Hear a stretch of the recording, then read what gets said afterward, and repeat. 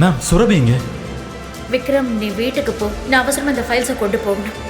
சுரபி நான் உடனே பார்க்கணும். I need to meet her right now please. Vikram, அடம் பிடிக்காத, வீட்டுக்கு போ. நீங்க எங்க போறீங்க? Meeting room. செக்யூரிட்டி ரூபா மீட்டிங் ரூமுக்குள் நுழைய அவருக்கு பின்னால் விக்ரமும் மீட்டிங் ரூமுக்குள் நுழைந்தான். விக்ரம் வந்ததை பார்த்ததும் எல்லோருக்கும் முகம் மாறியது.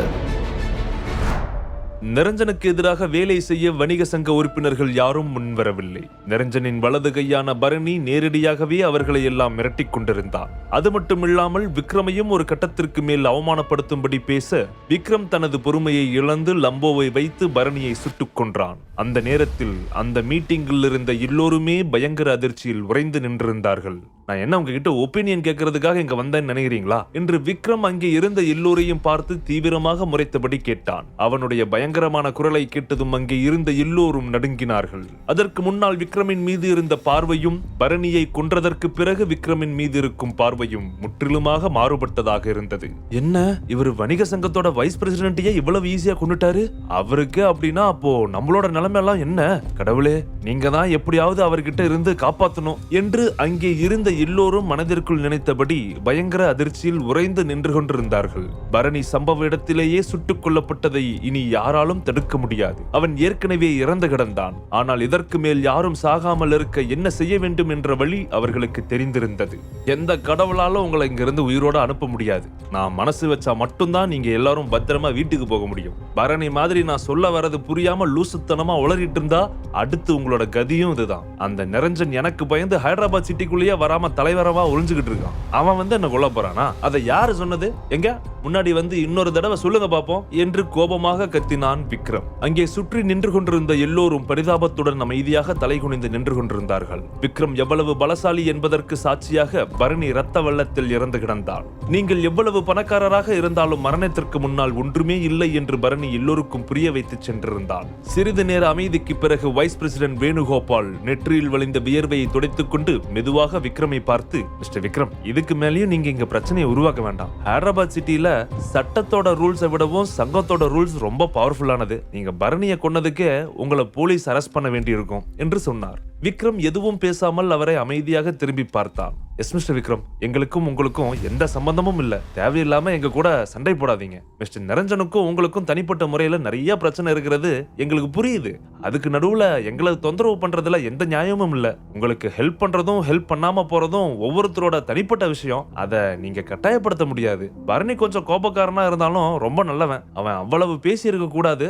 இருந்தாலும் நீங்களும் அவனை கொண்டு இருக்க கூடாது என்று ரிஸ்வானா கவலையுடன் சொன்னாள். வைஸ் பிரசிடென்ட் என்கிற முறையில் மீதி இருக்கும் எல்லோரையும் காப்பாற்ற வேண்டிய பொறுப்பு ரிஸ்வானாவுக்கும் வேணுகோபாலுக்கும் இருந்தது. அதனால் அவர்களுக்குள் பயம் இருந்தாலும் கொஞ்சம் தைரியத்தை வரவழைத்துக் கொண்டு விக்ரமை பார்த்து பேசினார்கள். அங்கே இருந்த எல்லோருமே விக்ரமை பாவமாக பார்த்து கொண்டு நின்றார்கள். எங்கே மீண்டும் லம்போவை வைத்து சுடச் சொல்லி விடுவானோ என்ற பயம் எல்லோருக்கும் இருந்தது. அந்த நேரத்தில் விக்ரம் அவர்களின் முன்னால் ஒரு கொடூரமான தோற்றத்துடன் காட்சியளித்தான். விக்ரம் உடனே டேனியின் கையில் வைத்திருந்த லேப்டாப்பை எடுத்து ஒரு ஃபைலை ஓபன் செய்து மற்ற ஆட்களின் முன்னால் டேபிளில் வைத்து காட்டினான். இந்த பரணியை பத்தி உங்களுக்கு தெரிஞ்சதை விட எனக்கு ரொம்ப நல்லாவே தெரியும். அவன் இல்லீகலா என்ன பண்ணிக்கிட்டு இருக்கான், நிரஞ்சன் கூட சேர்ந்துகிட்டு எத்தனை குடும்பங்களை அழிச்சிருக்கான், எத்தனை பேரை கொன்னு இருக்கான்னு எல்லா டீட்டெயில்ஸும் இந்த லேப்டாப்ல இருக்கு. அதனால அவனை கொன்னதுக்காக என்கிட்ட வக்காலத்து வாங்க யாரும் வராதீங்க. அப்புறம் இந்த போலீஸ், கோர்ட்டு, கேஸ் இதெல்லாம் எப்படி டீல் பண்ணணும்னு எனக்கு தெரியும். நீங்க யாரும் எனக்கு அட்வைஸ் பண்ண தேவையில்லை. அதே மாதிரி உங்க எல்லோரோட தனிப்பட்ட டேட்டாவும் என்கிட்ட இருக்கு. அதை மத்தவங்க முன்னாடி ஓபன் பண்ணி உங்களை நான் அவமானப்படுத்த விரும்பல என்று அங்கே இருந்த எல்லோரையும் பார்த்து சொன்னான் விக்ரம். அவரது வெளிப்பாடு மிகவும் அலட்சியமாக இருந்தது. அப்போது அருகில் நின்றிருந்த லம்போ கையில் வைத்திருந்த பிளாஸ்கை ஓபன் செய்து ஒரு கப்பில் பிளாக் டீயை ஊற்றி விக்ரமுக்கு கொடுத்தான். விக்ரம் கூலாக பிளாக் டீயை குடித்துக் கொண்டே, இப்ப சொல்லுங்க, வேற யாராவது என்ன எதிர்த்து போகணும்னு ஆசைப்படுறீங்களா என்று கேட்டான். அந்த வார்த்தைகள் எல்லாம் அங்கே இருந்தவர்களுக்கு இடி விழுந்ததை போல இருந்தது. எல்லோருக்கும் குழப்பத்தையும் பயத்தையும் ஏற்படுத்தியது. அடுத்த சிறிது நேரத்திலேயே அவர்களின் வெளிப்பாடு மிகவும் பதட்டமாக மாறியது. அந்த இடமே மயான அமைதியில் இருந்தது. விக்ரம் எதுவும் பேசாமல் அமைதியாக டீயை குடித்துக் கொண்டு உட்கார்ந்திருந்தான். அப்போது அங்கே இருந்த அமைதியான சூழல் எல்லோருக்கும் அதிக அழுத்தத்தை கொடுத்தது. தற்போது அவர்களின் நிலைமை வாழ்வா சாவா என்கின்ற நிலையில் இருந்தது. விக்ரம், நான் ஆரம்பத்துல இருந்தே உங்களோட இந்த ஆஃபர் எதிர்க்கல. நிரஞ்சனால எங்களுக்கு ஏதாவது பிரச்சனை வந்துடுமோன்னு தான் நான் பயந்தேன். இப்போ என்னோட முழு சப்போர்ட்டும் உங்களுக்கு தான் என்று லேசான நடுங்கிய குரலோடு சொன்னார் வைஸ் பிரசிடென்ட் வேணுகோபால்.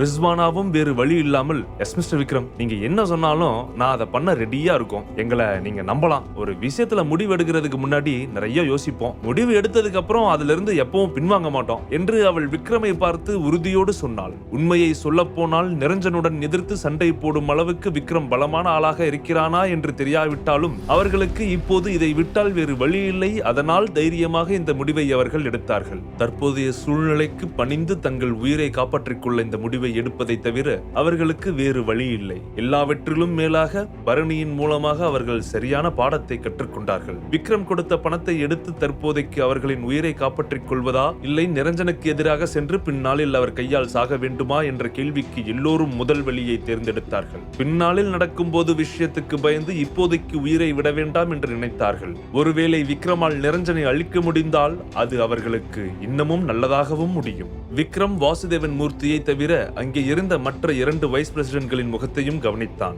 அவர்கள் முகத்தை மாற்றிக்கொண்டாலும் அவர்கள் என்ன செய்ய முயற்சி செய்கிறார்கள் என்பதை விக்ரம் புரிந்து கொண்டான். நான் இப்ப சொல்ல போறது உங்களுக்கு விளையாட்டா தெரியலாம். அப்படி நீங்க நினைச்சா அது உங்களோட தப்பு. சோ என்னோட டீல் வச்சுக்க உங்களுக்கு ஓகேனா, உங்களுக்கு அதுல எந்த ஆட்சேபனையும் இல்லனா, உடனடியா Hyderabad city chamber of commerce என்கிற பேர்ல வணிகர் சங்கத்தோட தலைவர் பதவியிலிருந்து மிஸ்டர் நிரஞ்சனை பதவி நீக்கம் செய்ய வணிகர் சங்கம் ஒருமித்தமாக முடிவுன்னு நாளைக்கு பிரஸ்ல நியூஸை ரிலீஸ் பண்ணுங்க. இந்த நியூஸால வணிக சாம்ராஜ்யத்துல நிரஞ்சனோட பொசிஷன் டோட்டலா கொலாப்ஸ் ஆகும் என்று விக்ரம் தீவிரமான குரலில் சொன்னான். அந்த விஷயத்தை கேட்டதும் அங்கே இருந்த எல்லோருடைய முகங்களும் பயத்தில் வெளிரி போனது.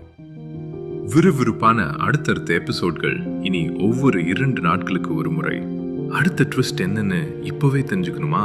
அப்போ லேட் பண்ணாம பாக்கெட் FM ஆப்பை டவுன்லோட் பண்ணி முழு கதையும் கேட்டு ரசிங்க.